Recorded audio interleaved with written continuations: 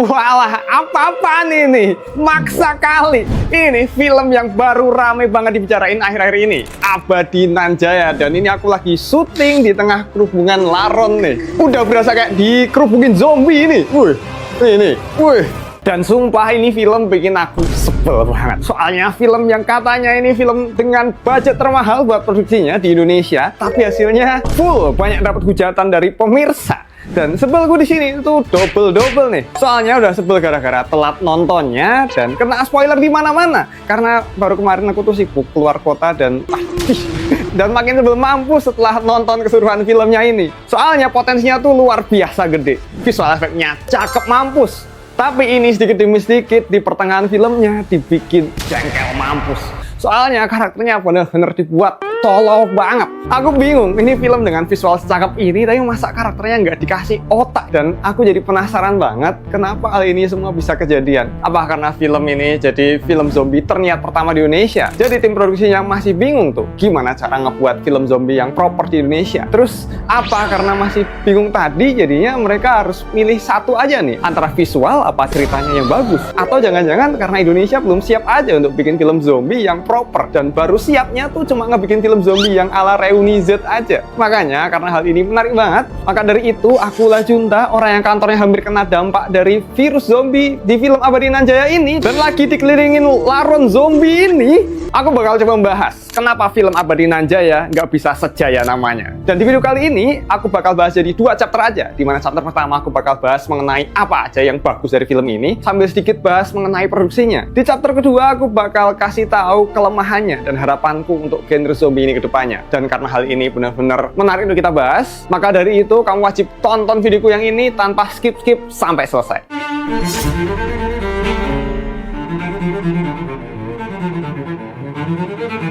Abadi Nanjaya atau judul internasionalnya The Elixir. Kalau kamu pada tanya kenapa judul Indo sama Inggrisnya nggak nyambung, jangan tanya aku ya, soalnya sutradaranya sendiri juga nggak tahu alasannya. Nah, film ini tuh garapan sutradara yang sering bikin film horor di Indo, yaitu Om Kimo Stambul, dan kerjasama bareng Netflix Indonesia. Jadi pasti tayangnya di Netflix ya, bukan di bioskop. Dan disclaimer dulu juga nih di awal, di video ini bakalan full spoiler. Jadi kalau kamu belum nonton, kudu siap nerima ini semua ya. Oke, langsung aja nih aku kasih tahu untuk pengalaman seruku waktu awal nontonnya ya. Jadi di menit-menit awal nih langsung dikasih hook yang kuat banget nih. Dimana kayak Om Kimo itu nih zombinya langsung ku kasih di awal nih. Ini kan yang kalian cari kayak gitu mungkin. Soalnya di menit awal nih setelah sedikit dikasih drama bimbang lamar enggaknya si Rahman yang diperanin Mas Ardit Erwanda sama Ningsih yang diperanin sama Mbak Claresta Taufan, langsung habis itu ditampilin tuh zombinya. Nggak perlu nunggu lama-lama. Jadi hooknya di sini tuh ngena banget untuk mempertahankan penonton supaya nggak bosan di awal. Dan langsung ngebuat penasaran penonton juga. Nah, di film ini tuh zombinya disebut orang kesurupan. Tapi ya elah,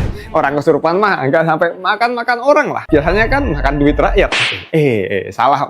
Makan beling maksudnya. Nah, konsepnya di sini udah menarik banget ya. Soalnya dari set yang diambil sampai ceritanya itu tuh bener-bener dibuat merakyat banget. Kayak pakai acara hajatan orang sunat sampai nutup jalan kayak gini, pakai lagu dangdut, bencong biduan, dan masih banyak lagi yang intinya khas Indo banget. Nah, habis itu kita diajak mundur nih 5 jam sebelumnya untuk bisa tahu kenapa ada zombie tadi. Dan di sini dikasihlah drama keluarga yang menarik banget sebetulnya. Dimana cerita besarnya tuh gini nih, biar yang belum nonton juga paham nih. Jadi ada keluarga yang punya pabrik jamu. Terus karena pabrik jamunya nggak berkembang nih, ada niatan dari pemiliknya Pak Sadimin yang diperanin sama Om Doni Damara untuk ngejual pabriknya tadi. Nah, anaknya Pak Sadimin ada Kenes yang diperanin sama Mbak Mika Tambayung. Dan di sini ceritanya nikah sama Rudi yang diperanin sama Mas Dimas Anggara yang juga ngejalanin perusahaan pabrik mertuanya tadi. Dan mereka di sini juga udah punya anak Raihan yang diperanin sama adik Faren, tapi rumah tangganya di sini udah kacau, udah mau cerai yang disebabin karena Rudi selingkuh sama cewek lain. Nah, anaknya Sadiman selain Kenes tadi ada juga Bambang yang diperanin sama Mas Martino Leo, dimana dia di sini jadi seorang veteran pengangguran yang hobi ngoleksi mainan tembak-tembakan kayak gini. Makanya waktu ayahnya ada rencana untuk ngejual pabriknya tadi, si Kenes sama Bambang itu seneng banget. Yang mana si Kenes ini pingin ketika ketika duitnya dapat, dia mau memulai bisnis baru biar nggak terikat sama suaminya tadi. Dan si Bambang ini pengen banget duitnya buat beli tembak-tembakan lainnya kayaknya. Nah, masalahnya di sini nggak berhenti di situ. Soalnya masih juga ketambah konflik Kenes sama ibu tirinya. Namanya Karina yang diperanin sama Mbak Eva Celia. Konfliknya di sini karena mereka dulu tuh ternyata sahabatan, tapi si Karin tadi nikah sama bapaknya Kenes tadi. Kalau ini mah sahabat adalah maut ya kan. Nah, tapi rencana untuk ngejual pabriknya tadi nggak jadi karena produk barunya nih yang namanya ANJ. Dan setelah tester dicobain langsung sama Sadiman, ternyata khasiatnya OP parah. Soalnya bisa bikin langsung kelihatan muda. Ya udahlah, karena potensi lakunya gede, nggak jadi dijual tuh pabriknya. Tapi bohong. Anaknya pada marah-marah lah. Dan waktu marah-marah ini nih, momen-momen yang ditunggu akhirnya datang juga. Karena dari minum jamu tadi, Pak Sadiman berubah jadi zombie. Dan disinilah asal-muasal klaster pertama dimulai. Nah, waktu aku melihat efek zombinya, ya walaupun di awal juga udah dilihatin sepintas, tapi waktu lihat lagi nih, gila, bener-bener keren parah sih. Detailnya niat banget, apalagi yang bolong-bolong gini. Ini kelihatan real banget. Dan yang punya tripofobia nih, saranku jangan nonton, soalnya aku aja ini yang nggak fobia ikutan ngeri liatnya. Belum lagi ada hal-hal ngeri lainnya, kayak yang ngesot kayak gini, itu serem banget. Dan ini nih, terus pas adegan di kantor polisi, nyebut Polres Sleman. Karena aku nonton film ini tuh di Sleman, karena kantorku kan di Sleman. Di situ ada timku yang langsung ngambil airsoft buat ngejagain pintu. Kerasa kayak bener-bener zombinya tuh deket sini. Jadi seru dan fun banget waktu nonton. Terus nih nggak cuma make up sama wardrobe-nya yang ngedukung, tapi sampai gerakan dan suara dari zombie-zombinya tuh benar-benar kerasa natural banget. Nggak kayak film maupun seri zombie Indo sebelum-sebelumnya yang aktingnya masih kelihatan kurang natural. Terus lain hal-hal tadi, kayak yang udah aku bilang di awal, sebetulnya ini film tuh luar biasa ya, punya potensi plot cerita yang gede banget dengan ngebawa media jamu di sini, yang mana ini minuman kesehatan tradisional, tapi dijadiin sebagai media penyebaran penyakit kesurupan ini nih. Terus pakai bunga kantong semar sebagai ekstrak dari jamunya ini, yang mana tanaman lokal juga. Ya walaupun nggak dijelasin di film ya, tapi Om Kimo sendiri udah konfirmasi kalau bunga kantong semar di sini dipakai sebagai inspirasi untuk ngebuat zombinya. Ini nonton film kenapa jadi harus kerjain PR kayak gini, harus tahu informasi dari luar film.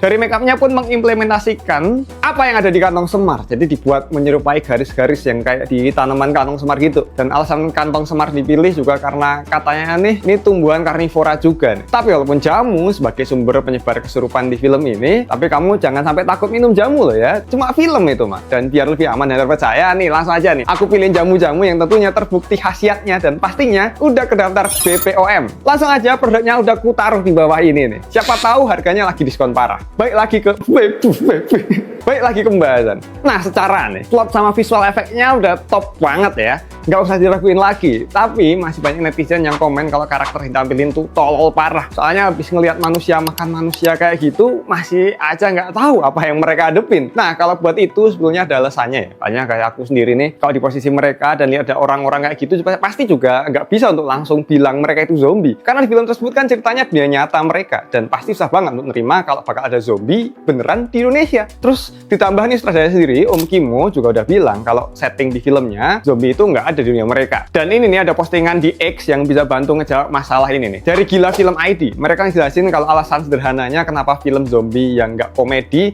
nggak nyebut orang-orangnya tadi zombie, itu sesimpel biar nggak dijadiin joke internet. Dan untuk ngebangun tensi ketegangan dari ceritanya. Soalnya kan nggak asik banget ya, masa awal-awal langsung tahu ini zombie nih, dan langsung tahu ngelawannya. Jadi usah untuk ngembangin ceritanya. Jadi emang make sense banget lah. Cuma sayangnya ini nggak dijelasin di dalam film, jadi kayak ini filmnya harus tahu informasi dari luar film yang menurutku ini agak aneh sih. Tapi semua itu tadi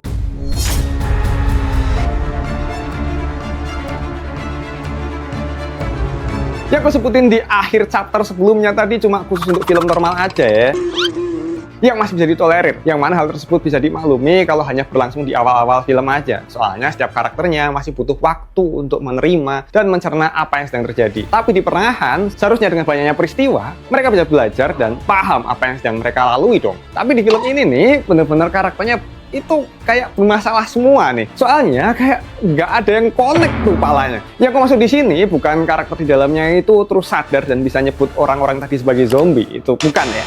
Tapi lebih kepada untuk tahu apa yang mereka hadapi, apa yang harus dilakuin, dan apa yang harus dikomunikasikan supaya orang-orang lain paham. Kayak di film ini nih, kayak memang orang-orang yang terjangkit penyakit tadi mau disebut sebagai kesurupan ya nggak apa-apa banget, tapi seenggaknya para karakter bisa lah untuk mendeskripsikan secara spesifik bagaimana kesurupan tadi. Soalnya kan kesurupan yang ditahu orang-orang kan kerasukan makhluk halus aja ya, dan biasanya nggak begitu berbahaya. Dan sebetulnya agak janggal juga sih disebut kesurupan, tapi nggak coba dibacain doa-doa, nggak disembur air kayak gini. Nah, masalah komunikasi ini tuh kejadian waktu Kenes sama Bambang sampai di kantor polisi Wanirejo ini. Seharusnya mereka bisa ngedeskripsiin secara jelas kalau ada orang kesurupan yang berbahaya, bisa nyerang orang lain dan menular. Sesimpel itu pada nggak bisa. Ya mungkin orangnya masih shock, tapi kan timeline dari awal ngelihat zombie sampai di kantor polisi ini kan udah berjalan cukup lama. Dan seharusnya itu udah paham dan nggak begitu shock lagi. Dan bisa untuk lebih fokus buat survive dengan cara komunikasi yang lebih baik lah. Apalagi background keluarga mereka kan dari kalangan atas ya. Seharusnya bagus untuk komunikasinya. Dan si Bambang ini nih,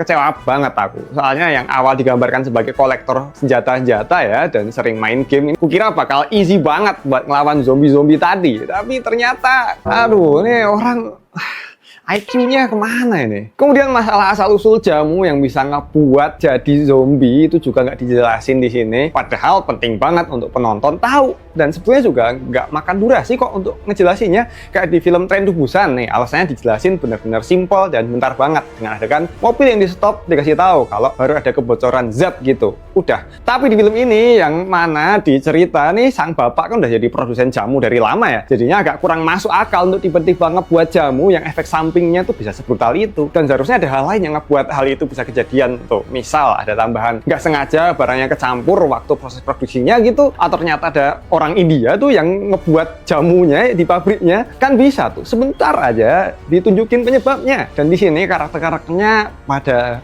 nggak ada sama sekali yang pengen coba cari tahu kenapa hal ini bisa terjadi. Padahal jelas-jelas bapaknya jadi zombie setelah minum jamunya tadi. Malah si Bambang bilang nggak penting untuk cari tahu penyebabnya, malah bilang yang penting cari jalan keluarnya aja. Aduh, bingung aku tuh. Gimana konsepnya mau nyelesain masalah tapi tanpa mau tahu penyebabnya. Terus seharusnya kan ada juga Rudy tuh yang ngelola perusahaan jamu mertuanya tadi. Tapi waktu mertuanya meninggal, nggak ada inisiatif sama sekali untuk tanya ke pabriknya. Telepon gitu, kayak intinya sebel parah lah aku sama karakter-karakternya di sini. Ya mungkin ada beberapa yang berpendapat kalau semua misteri ini bakal dijelasin di film sequelnya. Tapi apa pasti bakal dilanjutin di film keduanya setelah ini? Ya kemungkinan sih iya. Soalnya sekarang masuk ke top 10 global film di Netflix. Jadi Netflix harusnya pengen ya ngebikin sequelnya. Terus selanjutnya, masalah inkonsistensi paham dari para zombinya ini nih. Kita sepakatin aja ya, kalau zombinya fix nggak bisa nyium aroma manusia dan cuma ngandelin penglihatan sama pendengaran aja. Tapi ada beberapa adegan yang janggal banget, kayak waktu ada azan maghrib. Kenapa nggak semua zombie pergi ke sumber suaranya? Ya walaupun tuh aneh banget ya, masih ada orang yang azan di situasi kayak gitu, itu udah wow banget. Soalnya zombinya kan udah pada sampai sweeping tuh ke rumah-rumah warga. Tapi kayaknya ini marbotnya, ini entah kenapa, apakah dia ketiduran di ruang rahasia masjid, makanya bisa selamat, terus habis itu bangun-bangun langsung wah saatnya azan nih.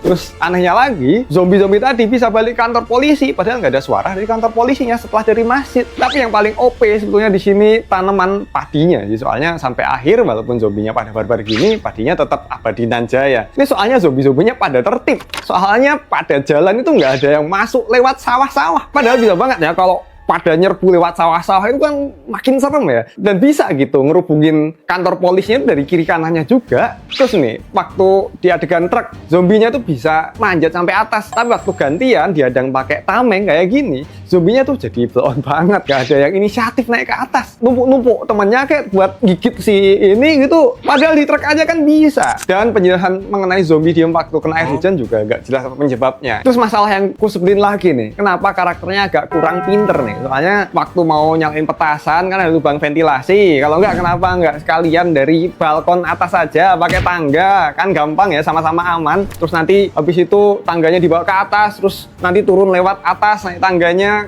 Kan ada banyak cara gitu loh ngelempar petasan. Kenapa harus dari buka pintu? Itu sangat membahayakan. Dan sebetulnya masih banyak hal lain yang nggak masuk di logika. Kayak tiba-tiba ada tuh waktu si Kenes tiba-tiba punya mercon. Ini kenapa kalau dia bawa mercon dari tadi nggak dikeluarin dari awal untuk nyelamatin Pak Pol sama saudaranya yang terperangkap sama si zombie. Dan masih banyak lagi sebetulnya. Dan gongnya nih waktu adegan romance Rahman yang ngelamar Ningsih waktu mereka udah dimukbang sama zombie ini, dramatisasinya tuh maksa banget di sini. Dan intinya semua kekecewaanku dari film ini tuh ada di penulisan cerita dan pengembangan karakternya. Soalnya secara teknis kan ini film aku lihat udah keren banget ya, CGI-nya tuh juga mantap parah lah. Dan ini film jadi nomor 1 di Netflix di banyak negara negara. Dan jadi sayang banget gitu kehilangan momen untuk ngenalin kreativitas anak Indonesia yang bikin film bagus. Soalnya ini di sini karakternya kayak kelihatan IQ-nya kurang banget. Jadi sayang banget gitu kehilangan momen untuk ngenalin kreativitas anak Indonesia yang bikin film yang bagus dengan karakter-karakter yang cerdas, yang minimal tuh tahu gitu harus bisa ngapain. Ya walaupun ada beberapa yang blow on, cuma di sini kayak ya kelihatan malah blow on semua. Kayak IQ-nya tuh kurang banget gitu. Dan aku ini malah jadi mikir kalau Om Kimo apa lebih terlalu fokus ke teknisnya aja ya. Terus ceritanya tuh agak disampingin. Soalnya ini film digadang-gadang jadi film termahal di Indonesia. Dan kalau aku cari tahu budget film termahal di Indonesia tuh ada Foxtrot Six sama Buya Hamka yang makan anggaran sampai 70 miliar lebih. Jadi buat film Abadi Nan Jaya harusnya ya lebih mahal ya dari itu ya. Terus kalau budgetnya udah berlimpah, kenapa dong ceritanya bisa kurang? Lama produksi dan penulisan naskahnya kurang panjang kah? Kalau dari pengumuman produksi filmnya tuh di pertengahan tahun 2024, jadi untuk sekitar 1 tahun lebih dikit untuk ngegodok naskah biar jadi naskah yang benar-benar matang sebenarnya udah bisa lah ya. Dan kemungkinan semua ini tadi mungkin emang sengaja dibuat plot hole. Karena tim produksi udah optimis ya, film bakal sukses banget. Kan budgetnya udah gede banget dan ini di Netflix gitu. Orang nggak perlu keluar duit lagi buat nonton kalau udah langganan. Dan lebih milih untuk ngejawab semua misteri tadi di film sequelnya. Soalnya di ending kan udah kelihatan banget ya kalau ini bakal ada terusannya nih kemungkinan besar. Ya, tapi semua itu tadi cuma pradugaku aja. Dan kalau kalian punya pendapat lain bisa banget komen di bawah ya. Biar kita bisa bikin teori nih. Apa cerita dari Abadi Nan Jaya 2. Dan aku di sini tetap mengapresiasi banget buat Om Kimo dan tim karena udah berhasil nyiptain film zombie yang visual efeknya tuh indah banget dan brutal abis. Kayak satu film yang habis ku review kemarin nih yang sama-sama brutalnya, yaitu film Jembatan Shiratal Mustaqim yang semuanya udah aku bahas lengkap di reviewku yang ini nih. Kenapa aku tersiksa waktu nonton Jembatan Shiratal Mustaqim. Sama kamu wajib nonton yang ini juga nih. Kenapa Panji Tengkorak gagal menyelamatkan animasi Indonesia. Tonton dua-duanya, pinjem HP teman kamu yang udah jadi zombie itu.